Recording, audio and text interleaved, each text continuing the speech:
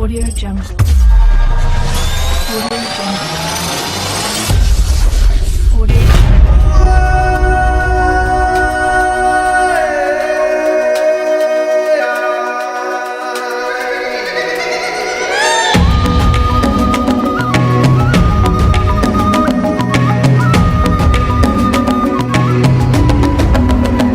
Bangun dan bukalah matamu, saatnya meraih mimpimu. Arahkan pandangan ke depan, Tuhan kan menuntunmu. Sadarilah masa berganti, tantangan kan kita hadapi. Bergandeng tangan untuk negeri, era kita menanti berseri. Selamat pagi Bapak. Selamat pagi. Assalamualaikum warahmatullahi wabarakatuh. Perkenalkan, saya Muhammad Arpan, CGP Angkatan 9 Kabupaten Sarmi dari SMP Negeri 1 Atap Armopanam Kabupaten Sarmi. Kali ini saya tidak sendiri, saya ditemani oleh Bapak Kepala Sekolah SMP Negeri 1 Atap Armopanam. Selamat pagi Bapak. Selamat pagi. Ya, bagaimana kabarnya Bapak? Alhamdulillah baik. Bagaimana Pak Guru? Ada yang perlu dibantu atau dibicarakan? Ya Bapak. Kebetulan saya ada tugas untuk mewawancarai beberapa kepala sekolah terkait dengan praktik pengambilan keputusan. Izin Bapak, bolehkah saya mengajukan beberapa pertanyaan kepada Bapak? Baik, silakan. Jika ada yang bisa saya bantu, akan saya bantu, Pak Guru. Ya.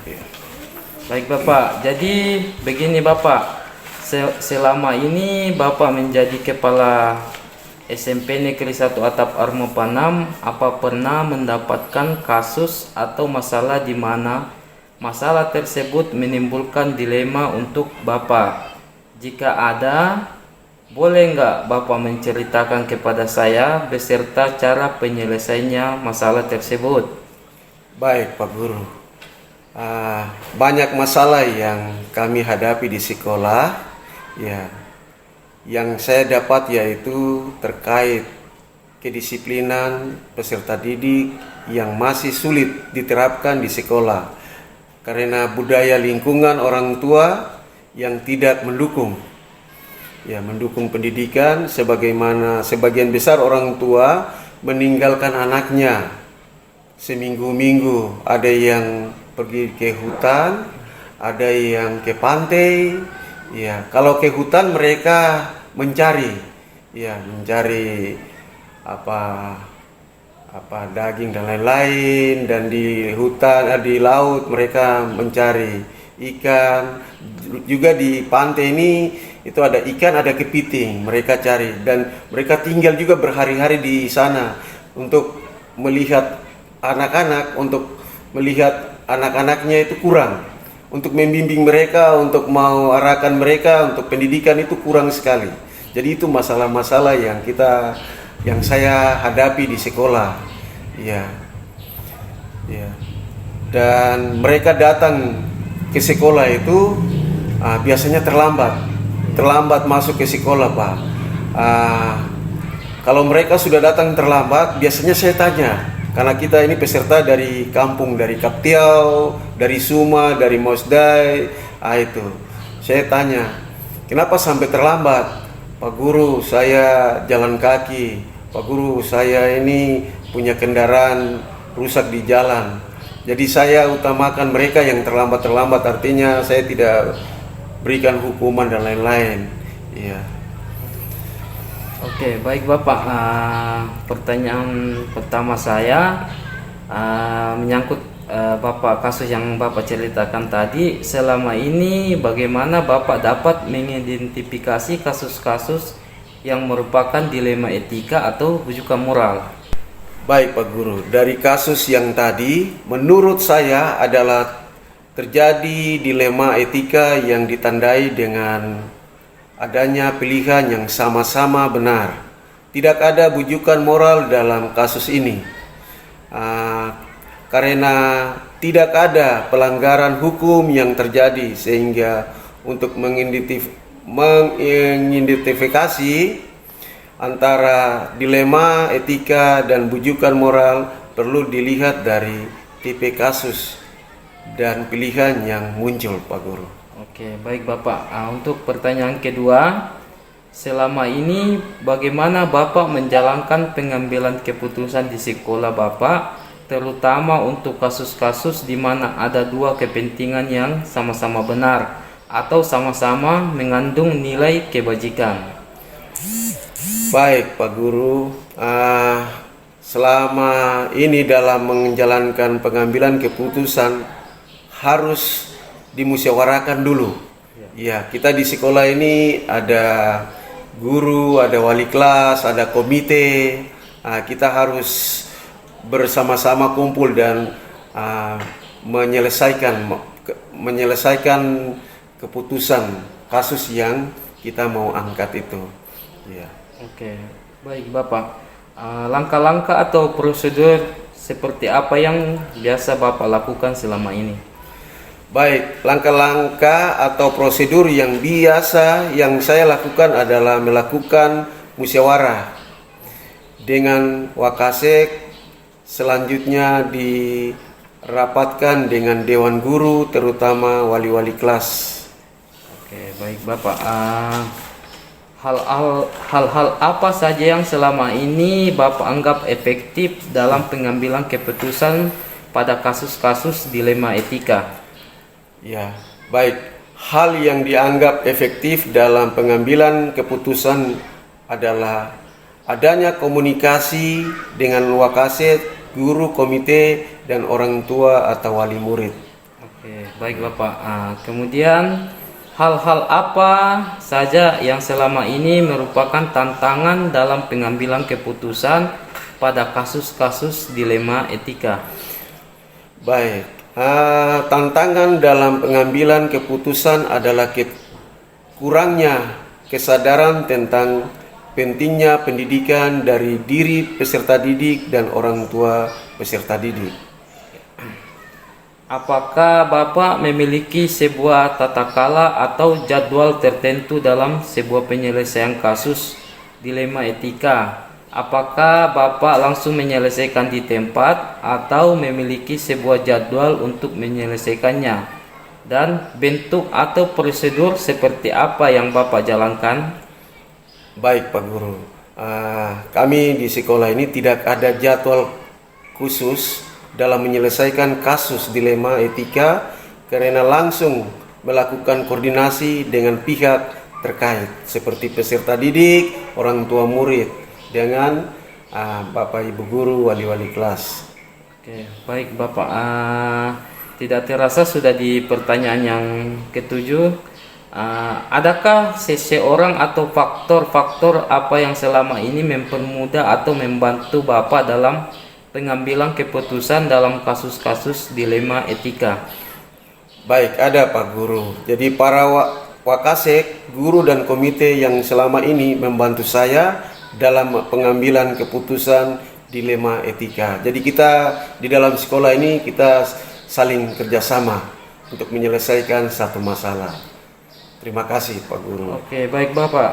Untuk pertanyaan terakhir, dari semua hal yang telah disampaikan, pembelajaran apa yang dapat Bapak petik dari pengalaman Bapak mengambil keputusan dilema etika? Ya, pembelajaran yang dapat dipetik adalah perlu memperhatikan budaya di lingkungan sekolah untuk mengambil keputusan. Ya, kita di sekolah ini banyak budaya-budaya, ya, tetapi kita lihat kita di sini ada bergabung, artinya ada warga trans, warga lok. Kita buat yang baik untuk kita bisa jalankan pendidikan di sekolah. Oke, baik Bapak. Terima kasih banyak atas waktunya yang sudah meluangkan sejenak berbincang-bincang dengan saya terkait pengambilan keputusan berbasis nilai-nilai kebijakan sebagai pemimpin. Baik Pak Guru, terima kasih. Selamat pagi. Selamat pagi Bapak. Pancasila, kita bernafas dalam sila-silanya. Kita belajar Pancasila, ayo kita jaga untuk. Assalamualaikum warahmatullahi wabarakatuh. Perkenalkan, saya Muhammad Arpan, calon guru penggerak Angkatan 9 Kabupaten Sarmi dari SMP Negeri 1 Atap Armopanam Kabupaten Sarmi. Kali ini saya tidak sendiri, saya ditemani oleh Ibu Kepala Sekolah SD Impres Armopanam. Selamat pagi Ibu. Selamat pagi. Bagaimana kabarnya Ibu? Alhamdulillah baik. Bagaimana Pak Guru? Tumben mampir ke sekolah kami.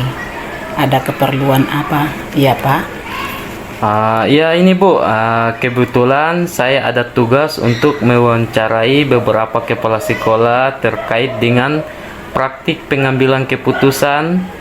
Izin Ibu, bolehkah saya mengajukan beberapa pertanyaan kepada Ibu? Baik, silakan. Jika ada yang bisa saya bantu, akan saya bantu Pak. Oke, baik Ibu. Pertanyaan yang pertama, selama ini bagaimana Ibu dapat mengidentifikasi kasus-kasus yang merupakan dilema etika atau bujukan moral? Untuk mengidentifikasinya mudah saja Pak. Jadi sesuatu itu dikatakan bujukan moral jika ada dua buah hal, satu benar dan yang satu salah menurut hukum. Nah, jika kedua-duanya benar, hal itu dikatakan dengan dilema etika. Oke, baik Ibu. Pertanyaan kedua, selama ini bagaimana Ibu menjalankan pengambilan keputusan di sekolah Ibu, terutama untuk kasus-kasus di mana ada dua kepentingan yang sama-sama benar atau sama-sama mengandung nilai kebajikan? Sebelum mengambil keputusan, tentunya saya mengidentifikasi masalah yang terjadi terlebih dahulu. Kemudian, siapa saja pihak yang terlibat, lalu mengumpulkan fakta yang ada dan seterusnya sehingga mampu mengambil keputusan yang dapat bagi pihak-pihak yang bermasalah. Dalam mengambil keputusan ini tentu saja mengutamakan prinsip kekeluargaan dan musyawarah mufakat. Oke, baik Ibu. Langkah-langkah atau prosedur seperti apa yang biasa Ibu lakukan selama ini? Langkah pertama yang saya ambil adalah dengan memanggil kedua belah pihak yang bermasalah untuk diminta keterangan supaya saya mengetahui di mana letak permasalahan atau inti permasalahan tersebut, sehingga terjadi dan apa pemicunya, serta menemukan bagaimana solusi terbaik yang akan diambil atau diputuskan dengan tidak merugikan kedua belah pihak. Oke, selanjutnya, hal-hal apa saja yang selama ini Ibu anggap efektif dalam pengambilan keputusan pada kasus-kasus dilema etika? Melakukan dialog dengan pihak yang bermasalah dengan prinsip kekeluargaan agar dapat memunculkan solusi yang dapat diterima oleh kedua belah pihak dengan cara memberikan bimbingan secara komprehensif yang tidak menimbulkan perselisihan lagi dari kedua belah pihak. Oke, baik Ibu. Kemudian hal-hal apa saja yang selama ini merupakan tantangan dalam pengambilan keputusan pada kasus-kasus dilema etika? Baik Pak, selama saya menjabat Kepala SD Impres Armopa 6, tantangan yang saya hadapi dalam pengambilan keputusan adalah bagaimana cara mencari solusi yang terbaik bagi semua pihak dengan resiko seminimal mungkin. Tentu saja hal itu membutuhkan dukungan yang positif dari semua warga sekolah. Oke, selanjutnya, apakah Ibu memiliki sebuah tata cara atau jadwal tertentu dalam sebuah penyelesaian kasus dilema etika? Apakah Ibu langsung menyelesaikan di tempat atau memiliki sebuah jadwal untuk menyelesaikannya? Bentuk atau prosedur seperti apa yang Ibu jalankan? Sebagai kepala sekolah, langkah yang tepat yaitu menyelesaikan permasalahan yang ada secara langsung dan diselesaikan di sekolah pada hari itu juga agar tidak berkepanjangan serta tidak menimbulkan perselisihan yang baru dengan melibatkan beberapa pihak terutama Dewan Guru untuk memberikan pertimbangan dan masukan yang baik serta pengawas sekolah dan komite sekolah tergantung pada karakter permasalahan yang terjadi. Oke, baik Ibu. Tidak terasa sudah di pertanyaan yang ketujuh, Ibu. Adakah seseorang atau faktor apa yang selama ini mempermudah atau membantu Ibu dalam pengambilan keputusan dalam kasus-kasus dilema etika? Setiap permasalahan yang ada selalu saya bawa dalam musyawarah atau rapat Dewan Guru agar lebih cepat menemukan solusi terbaik dan juga berkonsultasi dengan pengawas sekolah atau komite sekolah untuk meminta saran dan masukan terbaik bagi permasalahan yang ada. Oke, baik Ibu. Mohon izin Ibu, ini pertanyaan terakhir.